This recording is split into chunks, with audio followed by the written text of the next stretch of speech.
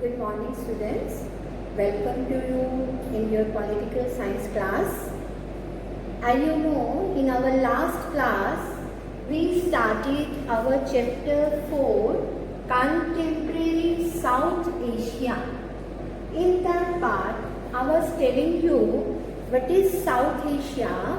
South Asia consists of South Asian countries like India, Pakistan, Bangladesh, Sri Lanka, Nepal, Bhutan, Maldives. So geographically they are one identity, and besides this they are having so many physical features near, like Himalaya mountains in the north, Arabian Sea in the west, southwest, and Bay of Bengal in the southeast, and Indian Ocean in the south.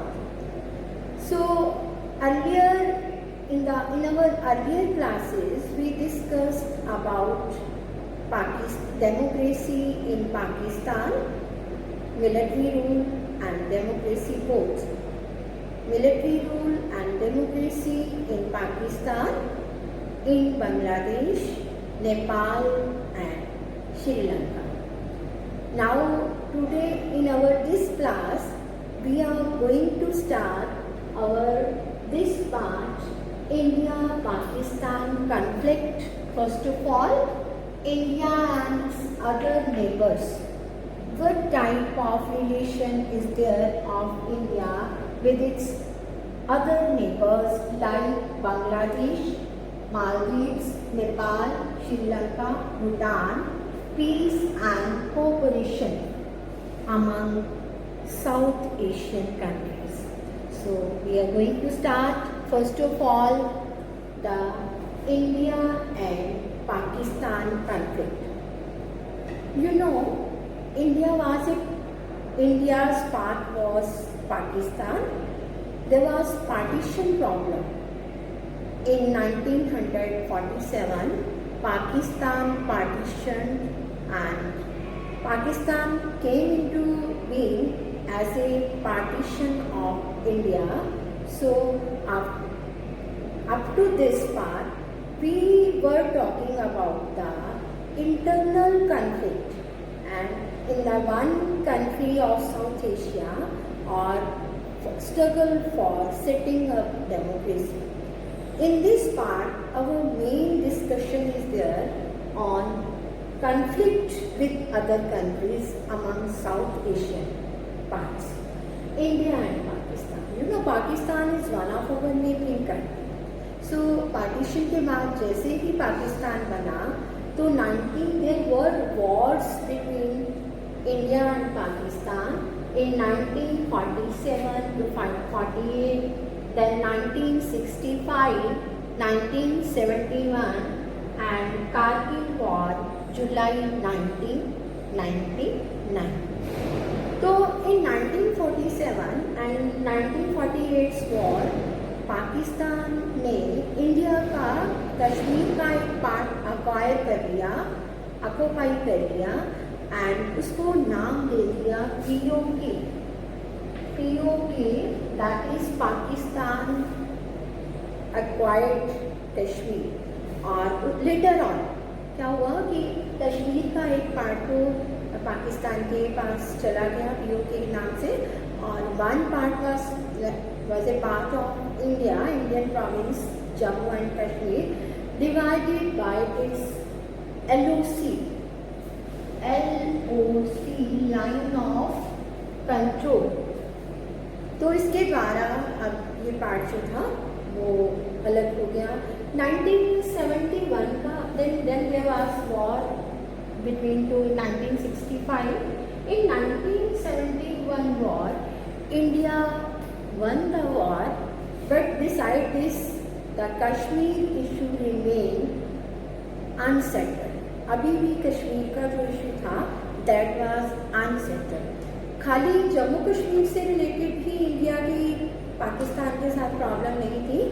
बाकी की अगर हम बाकी के disputes की बात करें, India's conflict with Pakistan was also there over Sechin Glacier and over acquirization of arms.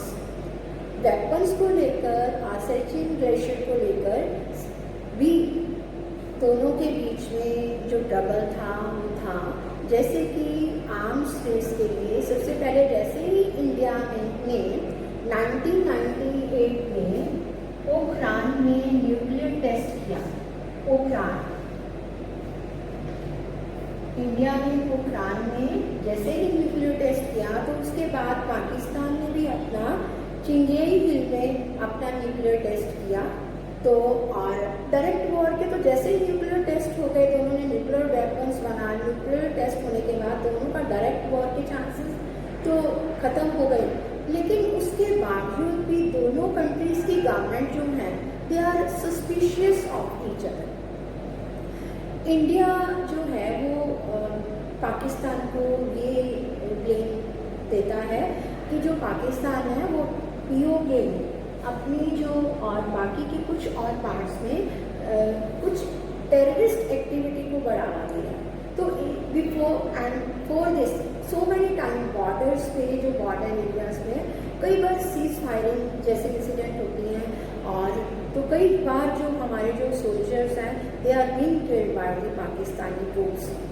और अब beside this it was also blamed by India कि जो इंडिया ने ये भी ब्लेम किया कि जो पाकिस्तान है वो खालिस्तान बनाने के लिए पंजाब में जो टेररिस्ट को बढ़ावा दे रहा था, पाकिस्तान के कुछ जो टेररिस्ट ग्रुप थे वो उसको बढ़ावा दे रहे थे और प्रो खालिस्तान जो था उसका फेवर में 1985 से लेकर 1995 तक ये चलता रहा। खालिस्तान की डिमांड पाकिस्तान के द्वारा पंजाब में टेररिस्ट एक्टिविटी को बढ़ावा दिया गया। और क्योंकि जो टेररिस्ट चाहते थे वो कहते कि खालिस्तान एक नया जो स्टेट पंजाब से कंट्री ही कह सकते हैं हम अलग होना चाहिए। और जो इसकी स्पेस एजेंसीज हैं ISI इंटर सर्विस इंटेलिजेंस, वो भी various anti India campaign India के नॉर्थ ईस्ट में लगी हुई हैं और those who are operating secretly through Bangladesh and Nepal. तो आज लेकिन पाकिस्तान की गवर्नमेंट भी क्लेम कर रही है, उन्होंने इंडिया पे ये ब्लेम लगाया है कि जो इंडियन ट्रूप्स हैं और इंडिया की जो सिक्योरिटी है agencies they are creating trouble in the provinces of Sindh and Balochistan. Sindh और बलूचिस्तान जो पाकिस्तान के एरिया है वहाँ पे ट्रबल क्रिएट करने की कोशिश कर रही हैं। अभी लास्ट 2019 में इंडिया की जो नेवी एयरफोर्स थी उन्होंने पाकिस्तान के कई एरियाज के जो टेररिस्ट के एरिया थे उस पर नेवल बहुत जगह पे एरियल अटैक जो थे वो किए। एयरबेस के द्वारा जो था कई जगह पे एयरफोर्स के द्वारा हमारे जो एरियल अटैक किए गए और जो टेररिस्ट के जितने भी वो कह सकते हैं ऑर्गेनाइजेशन थे उनके गढ़ थे उनको मतलब उनको डिस्ट्रॉय करने की उन्होंने कोशिश की। लेकिन बिसाइड दिस टेररिस्ट एक्टिविटीज़ के अलावा इंडिया और पाकिस्तान जो है वो वाटर डिस्ट्रीब्यूट को लेकर भी दोनों में डिस्प्यूट है।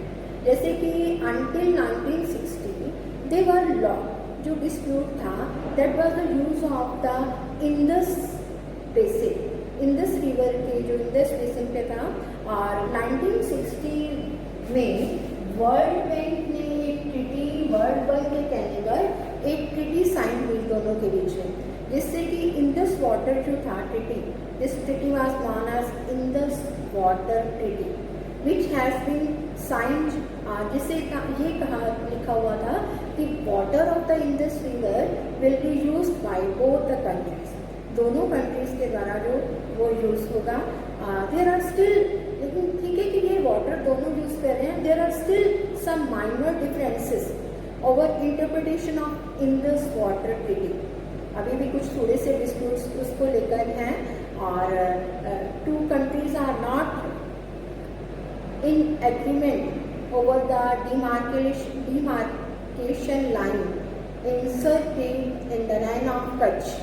तो इस तरह से हम कह सकते हैं कि अभी चाहे हमारी जो गवर्नमेंट है उसने कई एफर्ट्स किए कि पाकिस्तान के साथ अच्छे रिलेशन हो, बस सर्विस शुरू की गई, so many treaties were signed between the two countries, but beside this we will say कि India and Pakistan are holding negotiation on all these issues, either it is water issue or it is creating tension और terrorist activity in both the areas, दोनों में अभी भी बातचीत चल रही है। अगर हम सेकेंड पार्ट की बात करें, इंडिया एंड इट्स नेबर्स, तो बांग्लादेश, मालदीव्स, नेपाल, श्रीलंका, भूटान, इनके साथ इंडिया की कैसे रिलेशन है। तो सबसे पहले हम बांग्लादेश को लेंगे। तो बांग्लादेश के साथ भी इंडिया की जो डिस्प्यूट है वो गंगा और ब्रह्मपुत्र को लेकर है।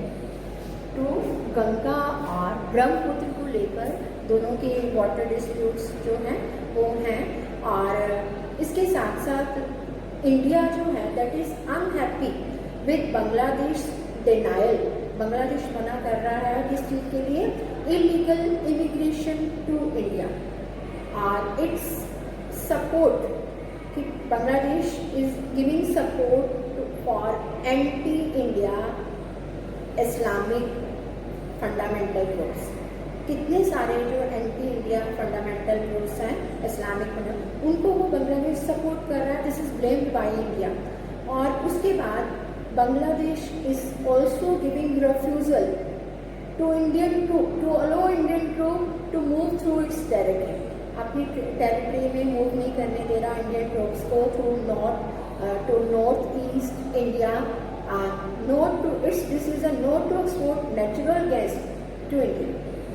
ये इंडिया इस चीज़ों पे नाराज है कि कुछ चीज़ों में एक तो एंटी टेररिस्ट एक्टिविटीज़ जो हैं फंडामेंटल ग्रुप के द्वारा क्रिएट की जा रही हैं बांग्लादेश के, इसके अलावा वो जो नेचुरल गैस है उसको एक्सपोर्ट नहीं कर रहा इंडिया में, और साथ साथ इलीगल इमिग्रेशन को डिनाइल कर रहा है तो इंडिया। तो लेकिन और इस तरह से ये ब्लेम किया गया, लेकिन उसके बावजूद जो बांग्लादेश है वो भी इंडिया पे कुछ ब्लेम कर रहा है कि क्या क्या उसके द्वारा क्या कहा जा रहा है कि फर्स्ट ऑफ ऑल जो है they are Indians are encouraging rebellion in the Chittagong plate tank और trying to extract its natural gas, उसकी नेचुरल गैस को एक्सट्रैक्ट करने की कोशिश कर रहा है, और the two country have not succeeded in resolving their boundary dispute. अभी तक उनके जो बाउंड्री डिस्प्यूट्स हैं वो भी सॉल्व नहीं हुए, बट इसके बावजूद भी हम कह सकते हैं beside these differences India and Bangladesh do cooperate on many issue. बहुत इश्यूज पे उनकी कोऑपरेशन चल रही है, और फॉर एग्जांपल अगर हम कहें कि इकोनॉमिक रिलेशंस दोनों ज़्यादा अच्छा करने की कोशिश कर रहे हैं, ट्रेड रिलेशंस अच्छा करने की कोशिश कर रहे हैं, और disaster management and on environmental issue the two states have cooperated regularly। Environment को लेकर और डिज़ास्टर मैनेजमेंट को लेकर दोनों ने कोऑपरेशन जो है वो बढ़ती जा रही है। तो इंडिया चाहता है कि बांग्लादेश के साथ भी रिलेशन अच्छे हैं। आगे लेंगे नेपाल और India both are having cordial relationship, क्योंकि जो no visa is required to go to Nepal, कोई भी वीज़ा या साथ साथ कोई पासपोर्ट की ज़रूरत नहीं होती अगर हमें नेपाल में जाना है। लेकिन इसमें भी कुछ बातों को लेकर नेपाल के साथ रिलेशन की बात करें, the government of two country had trade related disputes हैं, और इंडियन गवर्नमेंट जो है that is unhappy over warm relations of Nepal and China. जैसे ही चाइना नेपाल के साथ अपने रिलेशन बढ़ा रहा है, जैसे कि आजकल भी अभी जैसे चाइना ने इंडिया पे के बॉर्डर एरिया पे जो है लद्दाख एरिया में जब अपनी ट्रूप्स भेजी, और लेकिन अभी इंडिया ने उसका मुकाबला करने की कोशिश की, और उधर बदले में नेपाल जो था वो चाइना नेपाल की सपोर्ट ले रहा था। जो वहाँ के प्राइम मिनिस्टर मिस्टर मोदी उनकी सपोर्ट ले रहा था, तो इसलिए India is unhappy over the relation of China and Nepal together against India. और उसके साथ साथ बहुत सारे जो माओइस्ट ग्रुप हैं, those who are there in Nepal, जो कि हमने नेपाल में बात की थी, Maoist group, they encourage Naxalite group in Indian territory. वो इंडियन टेरिटरी कई इंडिया के जो स्टेट्स हैं लाइक छत्तीसगढ़, उड़ीसा, वहाँ पे नक्सलाइट ग्रुप्स जो हैं उनको बढ़ावा दे रहे हैं, और फ्रॉम बिहार टू इंडिया। तो इसके बावजूद भी जो नेपाल गवर्नमेंट है कि वो felt that Indian government interfere in their internal matter, कि इंडिया उनके इंटरनल मैटर में इंटरफेयर कर रहा है और prevent Nepal, a landlocked country, जो नेपाल है वो एक लैंडलॉक्ड कंट्री है। Landlocked country is that country which is not surrounded by sea from any part, जो नॉर्थ साउथ ईस्ट वेस्ट किसी भी पार्ट में वहाँ सी के पास ना हो, उसको लैंड से ही कवर्ड हो, लैंड से ही लॉक्ड हो, that is known as land locked country, कि वो उसी से ही जो है इंडिया उसको हेल्प नहीं कर रहा नेपाल को क्या लेने के लिए, सी वाटर, जो सी थ्रू इंडियन टेरिटरी जो है across the sea, India did not allow the Nepal to across the sea through Indian territory, तो इसलिए वो इससे खुश नहीं है। बट बिसाइड दिस हम कहेंगे कि इंडिया जो है, इंडिया के रिलेशन नेपाल के साथ, India had help Nepal in many matters like in trade, to create hydro electricity और इलेक्ट्रिसिटी जनरेशन, और इसके साथ साथ और कैलेमिटी में इंडिया ने कई बार उसकी हेल्प की, जैसे पीछे अर्थक्वेक आए नेपाल में, काफ़ी डिस्ट्रक्शन हुई, India help the Nepal in many matter. तो हम कह सकते हैं कि इंडिया नेपाल के साथ भी अपने अच्छे रिलेशन करना चाहता है। तो अगला कंट्री जो है दैट इज़ श्रीलंका। श्रीलंका, अभी नेपाल की बात की, पहले बांग्लादेश की, नेपाल की, श्रीलंका। देखिए श्रीलंका जो है, एज आई टोल्ड यू, मैंने पहले भी आपको बताया था कि श्रीलंका जो है उसके साथ इंडिया के अच्छे रिलेशन, क्योंकि वहाँ पे मेन तो एथनिक कन्फ्लिक्ट है, सिविल वॉर है, सिनालास और तमिल। तो तमिल के साथ जो जैसे ही डिस्क्रिमिनेशन हुआ तो इंडिया कांट टॉलरेट इट, क्योंकि many Tamil which are settled in Sri Lanka, they are from Indian Tamil, वो इंडिया के तमिल हैं, जिनके फोर फादर जो थे वो इंडिया से वहाँ पे श्रीलंका में गए और वहाँ पे प्लांटेशन में काम कर रहे थे। Now they are facing in discrimination, तो Indian government is not happy with this, why this discrimination is there with the Indian Tamil in Sri Lanka. तो उधर श्रीलंका को लगता है कि इंडिया उसके इंटरनल अफेयर में इंटरफेरेंस कर रहा है, बट डिसाइड दिस, इसके साथ साथ इसके बावजूद भी इंडिया चाहता है, इंडिया ने पोस्ट सुनामी रिकंस्ट्रक्शन में श्रीलंका की बहुत हेल्प की। और आगे जो है नेक्स्ट है दैट इज़ भूटान। अगर हम भूटान की बात करें तो भूटान जो है, Bhutan, India has enjoy special relationship with Bhutan, और with Bhutani government efforts made by the Bhutani monarch to weed out the guerrilla and militant from northeastern India which had operated in India have been helpful to India। वहाँ के monarch ने वहाँ की जो anti हम कह सकते हैं टेररिस्ट ग्रुप जो हैं, वो जो गुरिल्ला वॉरफेयर में लगे हैं, उनको वीड आउट करने की कोशिश की ताकि वो इंडिया में कोई प्रॉब्लम ना क्रिएट करे निकालने की। बट इसके साथ इंडिया ने भूटान को काफ़ी हेल्प की इन hydro electricity project in Bhutan, और इस हिमालयन किंगडम को, जो कि हिमालयन किंगडम के नाम से जाना जाता है भूटान, और उसकी हेल्प की, and so that India's relation with Bhutan is also very good. अब अगर हम मालदीव्स की बात करें तो इंडिया के मालदीव्स के साथ कैसे रिलेशन है, तो हम कह सकते हैं कि India's ties with the Maldives remain warm. Tamil mercenaries from Sri Lanka attack the Maldives, जैसे ही श्रीलंका से जो तमिल मर्चेंट्स हैं उन्होंने मालदीव में अटैक किया, तो Indian air force and many other quickly reacted to this, बहुत जल्दी से इसको रिएक्ट किया कि तमिल श्रीलंका के जो तमिल वहाँ प्रॉब्लम क्रिएट कर रहे थे उनको एयर अटैक करके उनको रोकने की कोशिश की। So in this way India wanted good relation with this country, island country, और in economic development, fisheries and all that. और आगे हम अगले कंट्री की बात करें तो ये हमारे जो हमने बाकी बांग्लादेश, मालदीव, नेपाल, श्रीलंका, भूटान, तो लास्ट में हम क्या कहेंगे पाकिस्तान ऑल्सो कि इंडिया की अगर हम बात करें कि India had various problem with its small neighbours in the region. The Indian government often felt exploited by the neighbourhood, अपने नेबरहुड के द्वारा काफ़ी एक्सप्लॉइट की गई है Indian government, because it did not want, it did not want or it doesn't like the political instability in these countries। जहाँ भी थोड़ी सी पॉलिटिकल इंस्टेबिलिटी होती है हमारी गवर्नमेंट जो है वहाँ पे इंटरफेयर करती है और चाहती है कि वहाँ पे पीस बनी रहे। और लेकिन जो स्मॉलर कंट्रीज हैं they are having fear that India want to be a regionally dominate part, कि India wants to be a one regionally dominate part, कि इंडिया एक डोमिनेट पार्ट के तौर पे उन पर कंट्रोल करना चाहता है। बिसाइड दिस इंडिया के साथ लेकिन ये इन कंट्रीज के भी आपस में डिस्प्यूट्स हैं।